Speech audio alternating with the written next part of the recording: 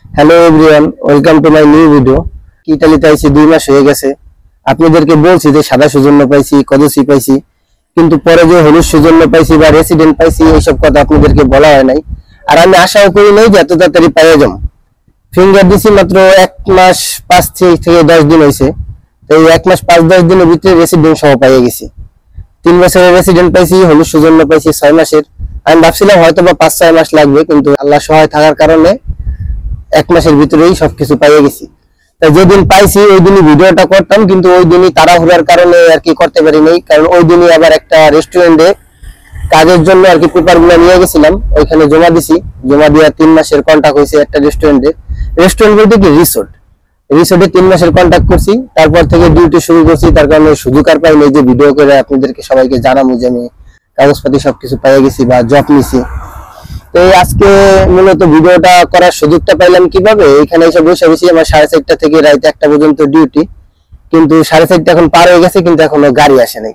মানে রেস্টুরেন্টের মালিকই আমাদেরকে প্রাইভেট কারে আমাদের বাসার সামনে থেকে নিয়ে যায়, আবার এখানে এসে দিয়ে যায়। কিন্তু আজকে হয়তো লেট হবে, আধা ঘন্টা বলছে যে 5টা বাজে আসবে। যার কারণে সুযোগটা হয়েছে ভিডিও করার, এই কারণে ভিডিওটা করতেছি।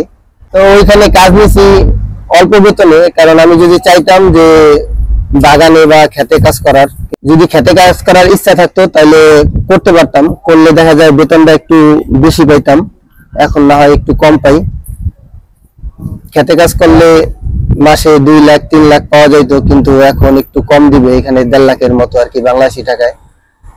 কিন্তু 1.5 লাখ হইলেও ভালো। ভালো কি কারণে, এখানে যদি কাজ শিখি পরবর্তীতে বেতন আস্তে আস্তে বাড়বে। কিন্তু খেতে যদি 20 বছর পর্যন্ত কাজ করি, যে বেতন ওই বেতনই থাকবে। যার কারণে আর কি খেতে বা বাগানে বা ম্যাগাজিনে এইসব কাজে ঢুকি নাই। কারণ এটা এখন যে আজকে নতুন আসবে তারও যে বেতন থাকবে, আর যে 20 বছর কাজ করছে তারও ওই সেম বেতন থাকবে। যার কারণে এটার কোনো উন্নতি পাবো না। যার কারণে আর কি ওই খেতের কাজে ঢুকি নাই বা ম্যাগাজিনের কাজে। রেস্টুরেন্টের কাজে ঢোকার কারণ এসে গিয়া এখন আমি হয়তো বা ভাষা জানি না বা কোনো কাজ জানি না, এখন আমার বেতনটা একটু কম হবে 1.5 লাখের মতো। কিন্তু যখন আমি 2 বছর 3 বছর করবো বা 1 বছর 2 বছর করবো, তারপর আস্তে আস্তে আমার বেতন বাড়তেই থাকবে। বাড়তে বাড়তে যখন আমি যে রেস্টুরেন্টে আর কি কাজ করি, ওইখানে বাংলাদেশি 2-3 জন আছে যারা 2,000-2,500 টাকা বেতন পায়। তা 700-তে মনে করেন 1 লাখ, তা 2500-তে কত হিসাব করে দেন, 3 লাখ প্লাস 3.5 লাখের মতো হয়ে যায়। তো তারা মাত্র 3 বছর ধরে কাজ করে, তাদের বেতন এত হয়ে গেছে। কিন্তু আমি তো নতুন, যার কারণে আমার বেতন কম। আর আমি তো অন্য ভাষাও জানি না, যার কারণে অন্য কাজগুলো করতে পারবো না। অন্য কাজগুলো করতে গেলে ভাষাটা জানা লাগবে। ভাষাটা জানার জন্য তো সময়ের দরকার। আসছি মাত্র 2 মাস হয়েছে, এখনই ভাষা শিখতে পারি নাই, অনেক কিছুই শিখতে পারি নাই। আল্লাহ যদি সহায় থাকে তাহলে শিগগিরই ভাষা শিখতে যাবো। কারণ এখন বর্তমানে স্কুলে ভর্তি হতে পারবো না। সেপ্টেম্বর মাসে ইনশাআল্লাহ ভর্তি হওয়ার ইচ্ছা আছে সরকারিভাবে। সরকারিভাবে ভর্তি হলে হয়তো বা কোনো টাকা পয়সা লাগে না, আর এমনিতে ভর্তি হতে গেলে টাকা টুকা লাগে। তাই সরকারিভাবে যেহেতু আমরা ক্যাম্পে থাকি, সরকারিভাবে আমাদেরকে ক্যাম্প থেকেই ভর্তি করবে, কিন্তু বছরে একবারই ভর্তি করবে সেপ্টেম্বর মাসে।